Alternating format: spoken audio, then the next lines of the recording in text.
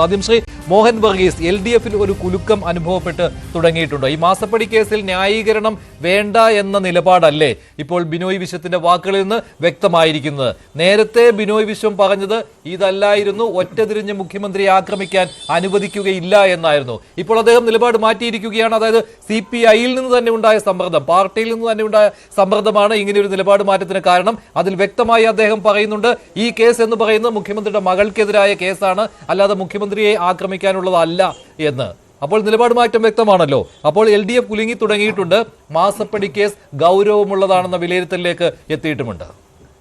ശ്രീ മഞ്ജുഷ്, LDF-ലെ 1-ാം നമ്പർ കക്ഷിയായ CPM-ന്റെയും 2-ാം നമ്പർ കക്ഷിയായ CPI-യുടെയും നിലപാടുകളിൽ വൈരുദ്ധ്യം ആദ്യമായിട്ടാണ് ഒരു പബ്ലിക് സ്പേസിലേക്കും പബ്ലിക് ഡിബേറ്റിലേക്കും വരുന്നത്. ഒരു ഡിബേറ്റിന് സമാനമാകുന്ന രീതിയിൽ CPI-യുടെ സമ്മേളനം ഒരു 3 ദിവസമായിട്ട്, കഴിഞ്ഞ 3 ദിവസമായിട്ട് CPI-യുടെ സ്റ്റേറ്റ് കൗൺസിൽ മീറ്റിംഗ് ഉണ്ടായിരുന്നു. അതിനു മുമ്പ് സെക്രട്ടേറിയറ്റ് മീറ്റിംഗ് ഉണ്ടായിരുന്നു. അതിനുശേഷം വന്ന ഒരു വെളിപ്പെടുത്തൽ അല്ലെങ്കിൽ ഒരു പ്രസ്താവനയായി വേണമെങ്കിൽ ബിനോയ് വിശ്വം എന്ന സംസ്ഥാന സെക്രട്ടറിയുടെ പ്രസ്താവനയെ കാണാം. ബിനോയ് വിശ്വത്തെ വലിയ രീതിയിലാണ് CPI-യുടെ ഈ സമ്മേളനത്തിൽ പ്രതിനിധികൾ കുറ്റപ്പെടുത്തിയത്, അല്ലെങ്കിൽ കൗൺസിലിൽ അദ്ദേഹത്തെ കുറ്റപ്പെടുത്തിയത്. അതുകൊണ്ടാണ് അദ്ദേഹത്തിന് മലക്കം മറിയേണ്ടി വന്നു. ഇത് LDF-ന്റെ മൊത്തം തലയിൽ വെച്ച് കെട്ടേണ്ട കാര്യമില്ല. ഇത് ശ്രീ പിണറായി വിജയൻ്റെ മകൾ ഒരു കമ്പനി നടത്തുന്ന ആളാണ്. 2 കമ്പനികൾ തമ്മിലുള്ള പ്രശ്നമാണ് അത്. 2 കമ്പനികൾ തമ്മിലുള്ള പ്രശ്നം അങ്ങനെ പോയിക്കോട്ടെ. അത് CPI-യെ ഒരു രീതിയിലും ബാധിക്കില്ല. ന്യായീകരിക്കാൻ CPI ഇല്ല, അല്ലെങ്കിൽ ഇടതു മുന്നണിയെ മൊത്തത്തിൽ ഇതിനകത്ത് ഉൾപ്പെടുത്താൻ പറ്റില്ല. CPM-ന്റെ തൊട്ടു പിന്നാലെ തന്നെ മന്ത്രി V ശിവൻകുട്ടി രംഗത്തെത്തുന്നു എന്ന് പറയുമ്പോൾ CPI-യുടെ ഈ നിലപാട് ഒട്ടും ദഹിച്ചിട്ടില്ല എന്നല്ലേ കണക്ക് കൂട്ടേണ്ടത്? കാരണം CPM ഒരു നിലപാട് നേരത്തെ തന്നെ വ്യക്തമാക്കിയതാണ്. ഇത് മുഖ്യമന്ത്രിയെ ലക്ഷ്യമിട്ടുള്ള ഒരു അന്വേഷണമാണ്, എങ്ങോട്ടാണ് ഇതിന്റെ ദിശ എന്ന് പാർട്ടിക്ക് അറിയാം എന്ന നിലപാട് CPM സ്വീകരിച്ചതാണ്. അപ്പോൾ ഇങ്ങനെ റിഫ്റ്റ് ഉണ്ടാകുവാനുള്ള കാരണം എന്താണ്? ഈ കുറ്റപത്രത്തിൽ എത്തി നിൽക്കുന്നു, അടുത്തത് വിചാരണ.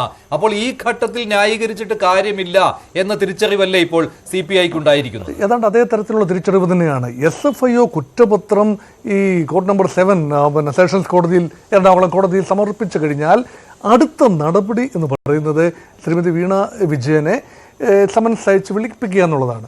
അപ്പം ആ ഒരു ഘട്ടത്തിലേക്ക് കടക്കുമ്പോൾ ഒരുപക്ഷെ അന്വേഷണം AKG സെൻറ്ററിലേക്ക് വരെ വ്യാപിക്കാൻ സാധ്യതയുണ്ട്. കാരണം എക്സാലോജിക്കിൻ്റെ ഒരു അഡ്രസ്സ് കൊടുത്തിരിക്കുന്നത് AKG രജിസ്ട്രേഷൻ സമയത്ത് കൊടുത്ത അഡ്രസ്സ്, അതിലേക്ക് അന്വേഷണം നീളുകയാണെങ്കിൽ അത് കുഴപ്പം തന്നെയാണ്. അതിനെ പാർട്ടിക്ക് പ്രതിരോധിക്കേണ്ടി വരും.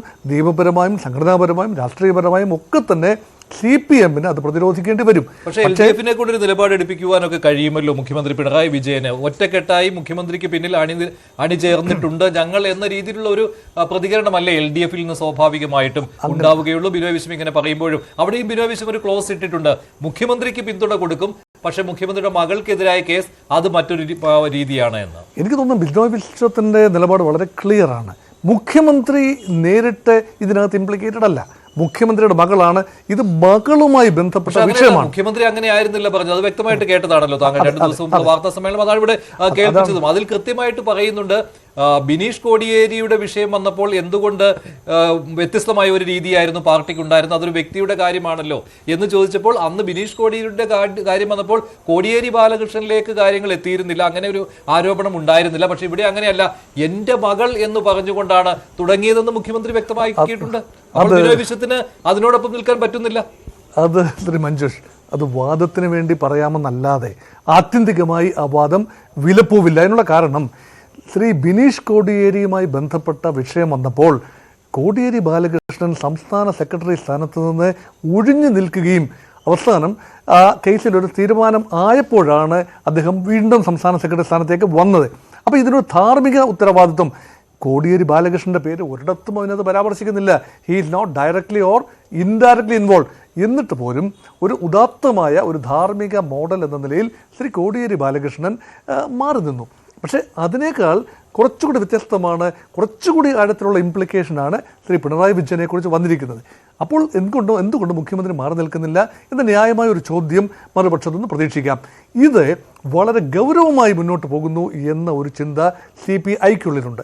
CPI കുറച്ച് കാലമായിട്ട് കാനൻ രാജേന്ദ്രൻ്റെ സമയത്താണെങ്കിലും ഇപ്പോൾ ബിനോയ് വിശ്വത്തിൻ്റെ സമയത്താണെങ്കിലും CPM-ന് പൂർണ്ണമായി വിധേയപ്പെട്ട് നിൽക്കുന്നു എന്ന ഒരു പരിഭവം CPI-യുടെ അണികൾക്കുള്ളിലുണ്ട്. അതുകൊണ്ട് CPI ഒരു തിരുത്തൽ ശക്തിയായി മുന്നണിക്കുള്ളിൽ. പക്ഷെ അത് വലിയ പ്രതീക്ഷിക്കൊന്നും വേണ്ട. മുന്നോട്ട് പോകുന്തോറും ആ തിരുത്തലൊക്കെ എവിടെ നിൽക്കുമെന്ന് നമുക്ക് ഇപ്പോൾ തന്നെ ഊഹിക്കാവുന്നതേ ഉള്ളൂ.